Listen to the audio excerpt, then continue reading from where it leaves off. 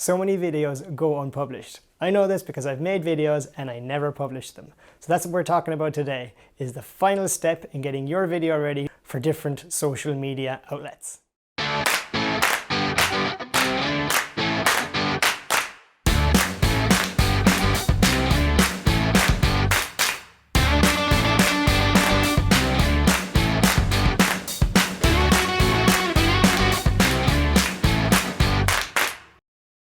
Hey guys, welcome back to the YouTube channel. This is the final episode in a three-part series talking about tips and tricks to get your video ready for publishing online.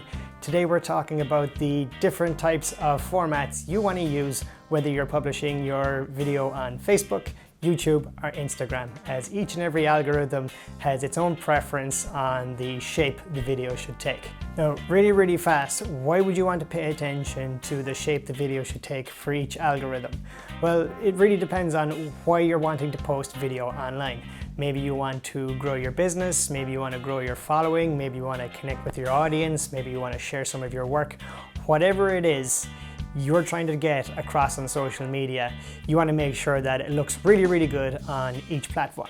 So the three platforms that really come to mind, because they're the ones that are competing the most for imagery, would be Facebook, YouTube and Instagram. So the first one we're going to talk about is YouTube. YouTube's algorithm favors the 16:9 super wide video format, and that's the video format that you're used to seeing when you go to the cinema, when you turn on your television.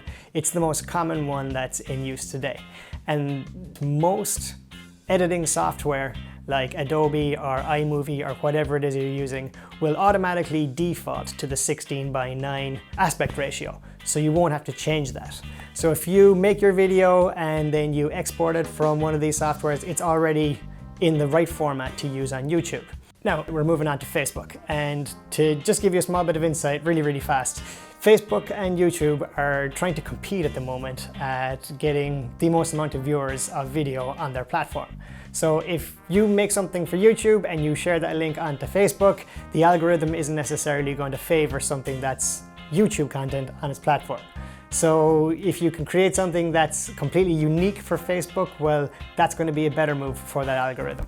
Now, a really different thing about Facebook is that it actually favors a 1:1 aspect square ratio. And the reason for that is that as you're scrolling through on your smartphone, that 1:1 aspect ratio is what looks good on the smart device. So the video is designed to look like exactly what people are going to use while scrolling on smart devices. So try and pay attention to that. You can do this in all of the editing software. Basically, if it's 1920 by a 1080p frame aspect ratio, well, you'll have to change it to 1080 by 1080p, and that gives you a nice square. So that's what Facebook's algorithm prefers. So if you pay attention to these aspect ratios as you're creating video for each platform, well, you're going to give the viewer a better experience while viewing your video content on their device. And for that reason, the algorithm actually prefers those aspect ratios. So to recap, if you're doing YouTube, it's the classic 16:9 wide aspect ratio, which is landscape mode on your smart device. Facebook prefers a square 1:1, which you can actually do in the editing room. And then last but not least, Instagram does also like the 1:1 aspect ratio, similar to Facebook, or you can do a rectangular shape 4:5 aspect ratio, which is basically portrait mode on your smart device. So do pay attention to these different aspect ratios as you're exporting your video, as the algorithm of each platform will prefer different aspect ratios when you get the video ready. Now, as you're exporting your video and you're getting it ready for different social platforms, you might want to think, well, what time of the day or what day of the week is the best time to post? And there is no clear-cut answer. I'm sure there's lots of gurus out there that would say, well, you have to post Tuesdays at 2 p.m. because that's when most people are online, blah. I honestly have never noticed any difference on the time of day or the day of the week.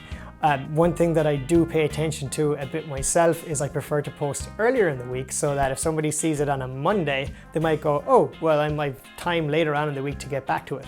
Whereas if you post at 5 p.m. on a Friday, odds are people might be doing something for the weekend or they're going to take off and they completely forget about whatever it is you put out. And that's my own preference. It isn't to say that you have to be posting on a particular day, but definitely if you can post consistently, then the algorithms are going to favor you in a certain way to make sure that your video content gets seen more frequently. And personally, I just like to do it earlier in the week as opposed to later in the week. So that's it in this 3-part series, because I love a 3-part series. We started out with coming up with some good ideas for the actual content you're going to create. In the second tutorial, I spoke to you about free tools you can use today to start making better video, whether you want to do thumbnails, you want to source free music or sound effects, or you need software to put the video together. And then in this tutorial, we're just talking about how to get the aspect ratio or the sizing of the video correct for different social outlets. So with all of the tips and tricks that I've shared with you over the last 3 videos, I hope that you've got some good insights on how you can start recording better video content for yourself. I will say this, that the most important thing above all is practice, practice, practice. Once you start coming up with good ideas, get your work out there, share it with people, and you're going to learn. Something I will say is that there's no bad creativity, it's just testing ideas. And the more ideas you test, well, the better you're going to get at it. So with all those tools, I don't know what else you'd be waiting for. It's a very great time to start shooting video. Everyone's got smartphones, and I mean, the equipment you can get is very accessible. So I hope you got some good insights. Please do subscribe to the channel, give a like, give a comment, whatever it is you want to do. I'm really excited to start to continue on building out more video content into 2019, improving my skills. If you follow along, your skills are also going to get better. So please do subscribe to the channel, and I'll see you in the next video. Peace.